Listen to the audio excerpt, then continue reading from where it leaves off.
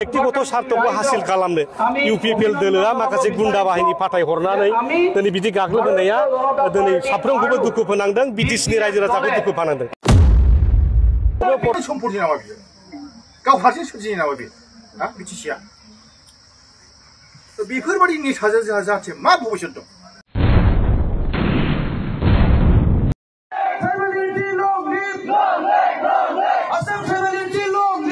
बिदि नङा दे बिदि नङा दिनै अबेबा पार्टिया खुलुमबाय बयखौबो फिन खनसे गोदान भिडिअ बरायलायबाय लोगोफोर बे समाव नोंथांमोननि गेजेराव माखासे इम्पर्टेन्ट टपिकखौ लानानै नोंथांमोननि गेजेराव शेयार खालामनो थाखाय नैबे भिडिअखौ लाबोनाय जालायबाय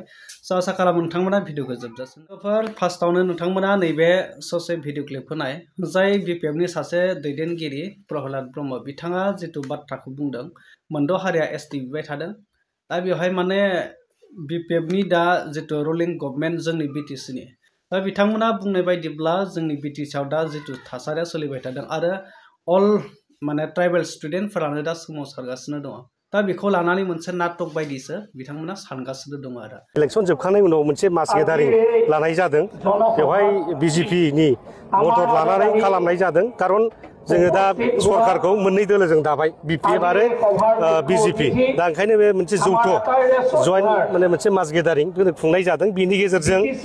बिटिसि इलेक्शनाव जेखौ जों कमिटमेन्ट होबोदोंमोन 5 गेरेन्टिस बेखौ जों आखरे आखरे मावनायनि थाखाय दिनै जे प्रस्तुतिफोरा जाबाय बेखौ रायजोफोरनो फोरमायनो थाखाय खालामनाय जादों आरो फैबाय थानाय बिसायख'थियाव जोङो खौसेयै बोरैहाय 15टा आसन देरहानो हायो बिनि थाखाय ब्लुप्रिन्ट खालामनाय माखासे हाबाफारिफोरा जागासिनो दं आरो निश्चय जों बिनि गेजेरजों फैबाय थानाय सरकारखौ जों दानो हागोन जायखि सरकार फैया मानो जोङो बिटिसिनिफ्राय खमाव 7 बारायाव 6 जन बेबादि माखासे रायजिक मन्त्रि माखासे केबिनेट मन्त्रि बे मोननायनि बेबस्थाखौ खालामनाय जादों। फैनानै बुख्रुबनाय बे जोबोद दुखुनांथाव बाथ्रा जे जिनिसखौ जोङो गोबां टेकनि गेजेरजों मोनदों गोबां जोहोलावफोर जिउ बावनानै मोनदों दा बेखौनो व्यक्तिगत स्वार्थखौ हासिल खालामनो इउपिपिएल दोलोआ माखासे गुन्डा बाहिनी फाथाय हरनानै दिनै बिदि गाग्लोबहोनाया दिनै साफ्रोमखौबो दुखु फोनांदों बिटिसिनि रायजो राजाखौ दुखु फोनांदों। आन्दोलना खालामनो हायो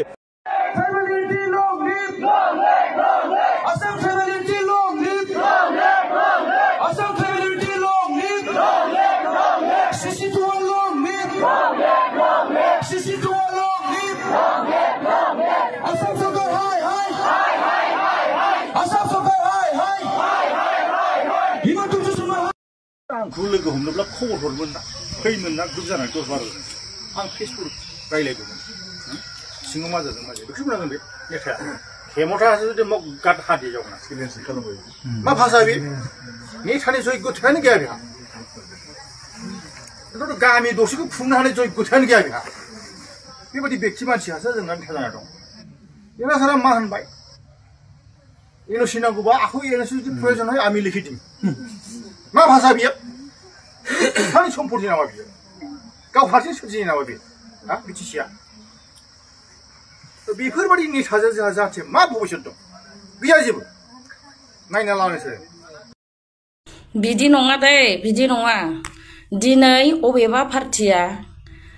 बर'आ गोदाव सोराव जानायखौ होबथायोबा आसि थुनानै मख'यो मा सान्दों होमबाथ' नोंसिनाव बर'नि थै नङा बर'नि थै गैया बै एसटि बिग्राफोरनि थैसो गोसोमफोरनि गोसोआ गोसोम मानसियाबो गोसोम होननाया थिग बिदिनो दिनै बर' हारिया अबेजों दावबायलांदों बेखौथ' सिन्था गैया बेखौथ' गियान गैया दिनै माबा मोनसेखौ गाज्रि समाजाव थांनो नागिरनायखौ हमथायोब्ला आसि थुनानैसो राजनितिकनि खोथा बाथ्रा बखियो मानसिफ्रा दिनै बेफोरबायदि बखिग्राफ्रा मा सान्दों मा खालाम सान्दों नोंनि इयुन जोलै फिसा फिसौ फारसे सानाखै नों दानि दिनाव थगाय थगसि जालांसै सोरनोबा माबा होनो माबा मानो बा सोरजोंबा लोगो जानानै नोंनि फिसानि दिनाव मा जाहैगोन मालायनि आथिं सिङाव थानोसै बे बिपिएफनि लिडार थाक्ला हाग्रामा महिलारिहा दिमाग दङना गैया बे थाक्लाहा दिमाग दङना गैया आरो बिनि चामचाफोर दोङो नोङा सानै साथामसो बिसोरहा दिमाग दोङो ना गैया नोंसोरहा दिमाग दोङो ना गैया नोंसोर बुंदो जि बै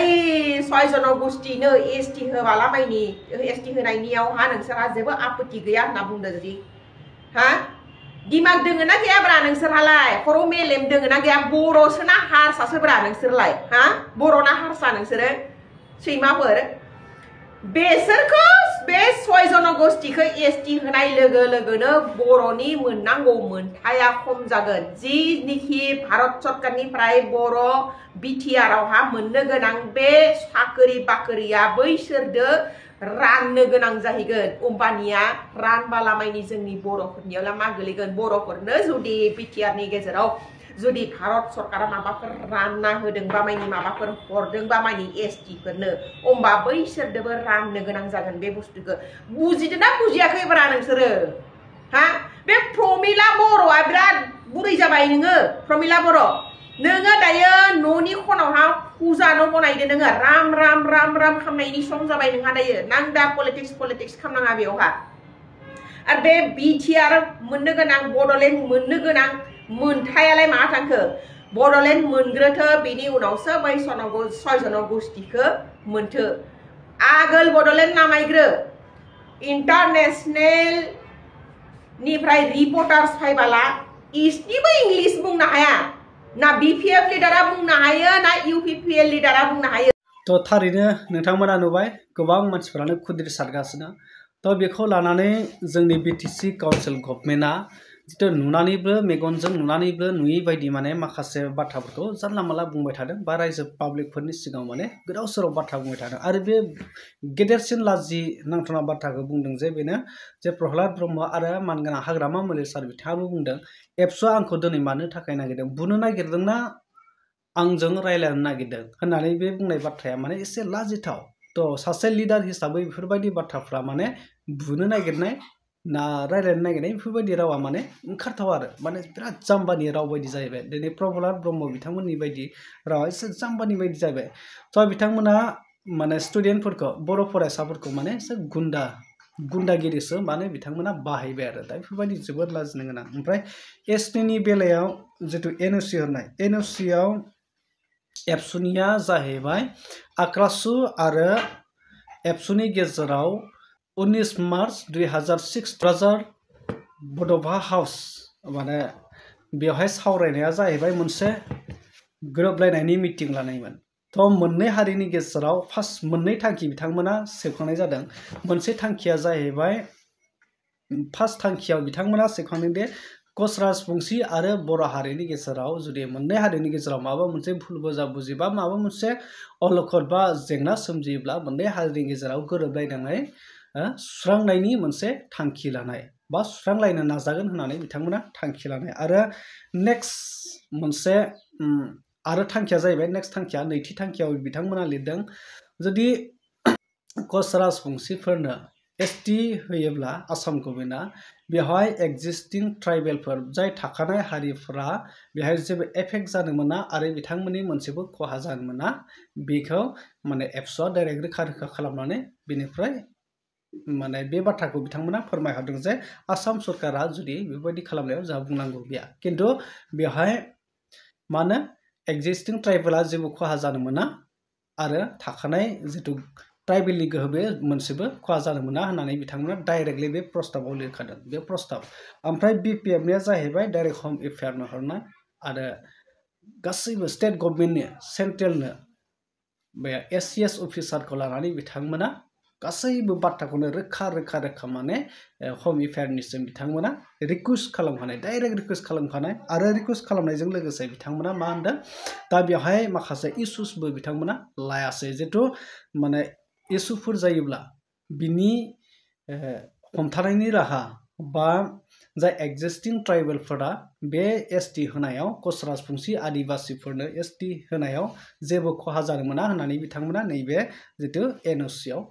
बिथांमोना जेबो थांखि लायाखै लिराखै आरो डाइरेक्ट बिथांमोना आदिबासि आरो कच राजबंशीनो एसटि होथारनांगौ होननानैसो बिथांमोना डाइरेक्ट रोखा लिरनाय नैबे बिपिएफनि जितु एनअसि हरनाय नो अबजेक्शन सार्टिफिकेट अब्ला नोंथांमोना बुजिदोंना एबसुनिया जाहैबाय जास्ट मोननै हारिनि गेजेराव गोरोबलायनायनि मोनसे मिटिं लानानै बे थांखि सेबखांना लानाय बेखौ स्टेट गभर्नमेन्टआवबो हराखै सेन्ट्रेलावबो हराखै मोननैनि गेजेरावनो बेखौ सेबखांना लानायसो नाथाय बिपिएफनिया जाहैबाय डाइरेक्ट सेन्ट्रेल गभर्नमेन्टनो हरनाय डाइरेक्ट हम एफेयारनो आरो स्टेट गभर्नमेन्ट आरो सेन्ट्रेल गभर्नमेन्टनो हरनाय डाइरेक्ट बेवहाय आरो माने न' अबजेक्सनबो लायाखै बेफोरबायदि माने अबजेक्सनबो लायाखै आरो बिथांमोना अबजेक्सनबो लायाखै बेवहाय माने बेफोरबायदि जानो मोना होननानै बिथांमोना बेफोरबायदि रोखा रोखा लिरनानै हराखै अब्ला नोंथांमोना बुजिबाय दा दिनै बिथांमोना जानला मोनला बाथ्रा बुंदों रायजोफोरनि सिगाङाव पाब्लिकफोरनि सिगाङाव बिथांमोना बुजायदोंमोन दिनै स्टुडेन्टफोरा दिनै खुद्रिया सारगासिनो बर' फरायसाफोराल' नङा दे टिवा राभा गार' मिसिं गासैबो ट्राइबेल हारिफ्रानो दिनै सोमावसारदों खुद्रिसारदों मोनद' हारिनि एसटि होनाङा होननानै दा अब्ला बिथांमोना मा बुजिदों जोंनि काउन्सिला मानो बेफोरबायदि बेखौ माने रायजोफ्रासो मिथिगोन आरो नोंथांमोना बिनि सायाव मा फोरमायनो लुबैयो आरो बे आपडेटखौ नायनानै नोंथांमोना माबायदि नुदों कमेन्ट सेक्सनाव थांनानै कमेन्ट खालामना फोरमायदो लोगोफोर